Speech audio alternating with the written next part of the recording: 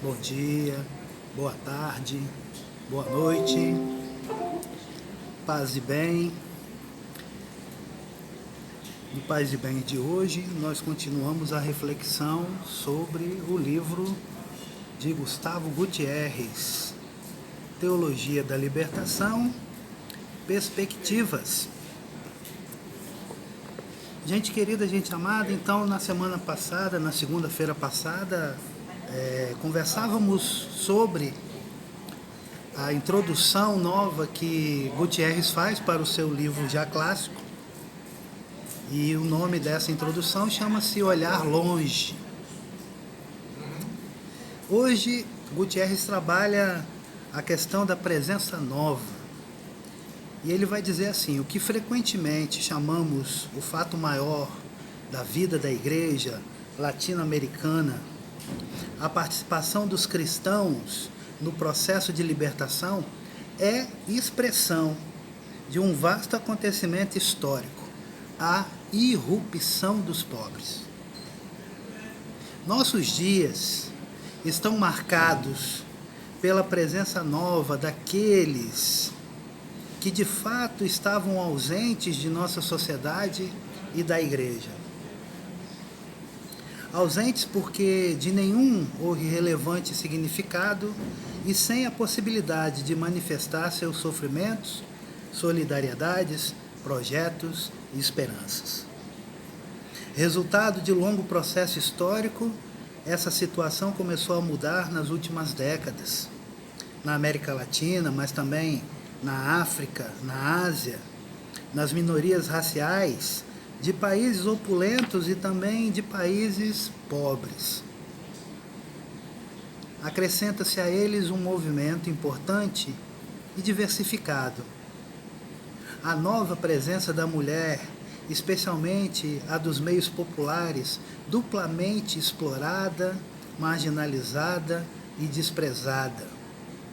Os fatos são complexos e, por isso, não isentos de ambivalência, mas são especialmente desafiantes e promissores. De tudo isto surge a poderosa e quase irresistível aspiração dos povos a uma libertação que constitui um dos principais sinais dos tempos, que a Igreja deve discernir e interpretar à luz do Evangelho. Esse importante fenômeno de nossa época tem amplitude universal, mas dependendo dos povos, manifesta-se de diferentes formas e graus. É uma aspiração que se expressa com força, especialmente nos povos que conhecem o peso da miséria e no seio das camadas sociais deserdadas. A teologia da libertação está estreitamente ligada a essa nova presença dos que sempre estiveram ausentes de nossa história. Pouco a pouco, eles foram se convertendo em sujeitos ativos do seu próprio destino, iniciando um firme processo que está mudando a condição dos pobres e oprimidos deste mundo. A teologia da libertação, expressão do direito dos pobres de pensar sua fé. Olha que coisa bonita que Gutierrez nos diz aqui neste parágrafo. A teologia da libertação, expressão do direito dos pobres de pensar sua fé, não resulta automaticamente dessa situação e de seus avatares. É uma tentativa de leitura desse sinal dos tempos, seguindo a exortação de João 23 e do Concílio Ecumênico Vaticano II, na qual se faz uma reflexão crítica à luz da Palavra de Deus. Ela deve levar-nos a discernir seriamente os valores e limites desse acontecimento. Então, você, minha irmã e meu irmão, fique com essa expressão do Gustavo: a teologia da libertação, expressão do direito dos pobres de pensar sua fé. Tentativa de leitura do Sinal dos Tempos. E ele, em um novo parágrafo, vai dizer: um universo complexo. Povos dominados, classes sociais exploradas, raças desprezadas e culturas marginalizadas, foi uma fórmula frequente, a qual se somou uma permanente referência à discriminação da mulher. Para falar da injusta situação dos pobres no marco da teologia da libertação. Buscava-se fazer notar que o pobre pertence a uma coletividade social. Porém, a agitada situação latino-americana frequentemente fez que muitos enfatizassem, quase exclusivamente, contra as primeiras intuições, é bem verdade, o aspecto social e econômico da pobreza. Estamos convencidos de que continua vigente a necessidade de assinalar essa dimensão da realidade, se não quisermos passar superficialmente pela situação do pobre, mas afirmarmos igualmente que também é necessário estar atentos a outras vertentes. De fato, os numerosos e crescentes compromissos com os pobres fizeram-nos perceber melhor a enorme complexidade de seu mundo. Esta foi para mim, diz Gustavo Gutierrez, a experiência mais importante, intimidade mesmo. Trata-se na realidade de um verdadeiro universo em que o aspecto socioeconômico, embora fundamental, não é o único.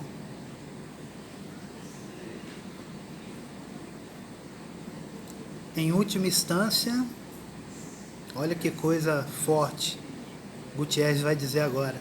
Em última instância, a pobreza significa morte. Repetindo, em última instância, a pobreza significa morte.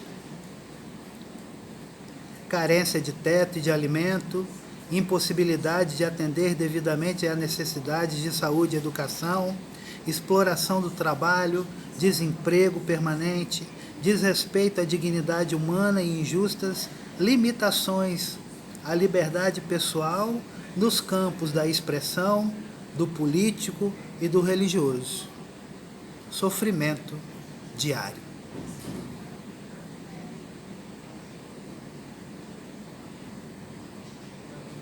Para quem chegou agora, nós estamos lendo Teologia da Libertação, Perspectivas, de Gustavo Gutierrez. A minha edição é dos anos 2000, da editora Loyola.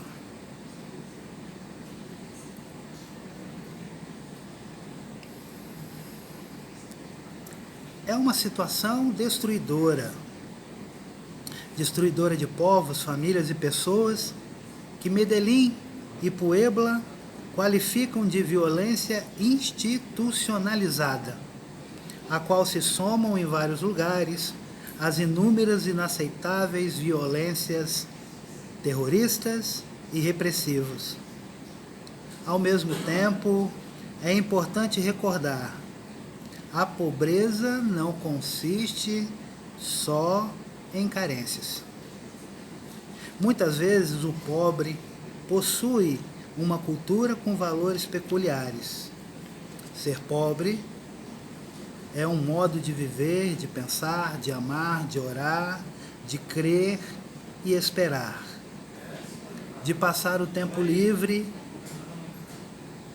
de lutar pela própria vida. Ser pobre hoje significa, igualmente, cada vez mais, empenhar-se na luta pela justiça e pela paz, defender a própria vida e liberdade, buscar maior participação democrática nas decisões da sociedade, assim como organizar-se para uma vivência integral de sua fé e comprometer-se na libertação de toda pessoa humana. Tudo isso constitui, e reafirmamos, o complexo mundo do pobre. O que a miséria e a opressão têm de morte desumana e cruel, contrária à vontade de vida do Deus da revelação cristã, não deve impedir-nos de ver os outros aspectos assinalados. Eles manifestam uma profundidade humana e uma fortaleza que são sempre promessa de vida.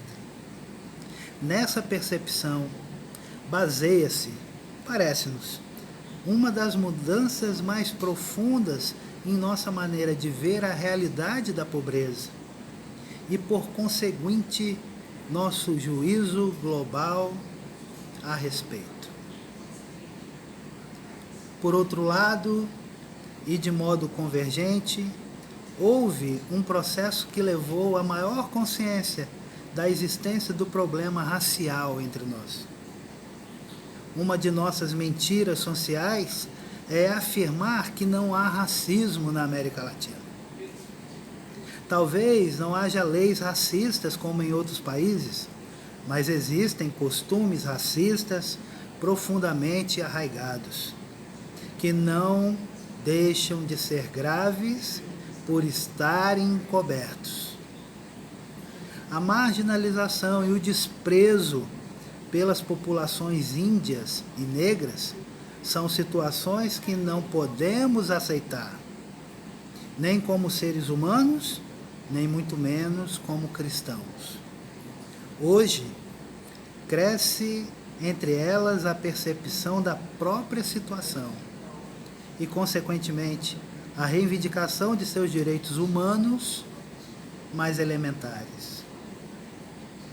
A questão racial constitui um grande desafio para a comunidade cristã, a qual estamos apenas começando a responder. A proximidade dessa análise nos ajuda a definir um compromisso da Igreja com as raças secularmente desprezadas e maltratadas.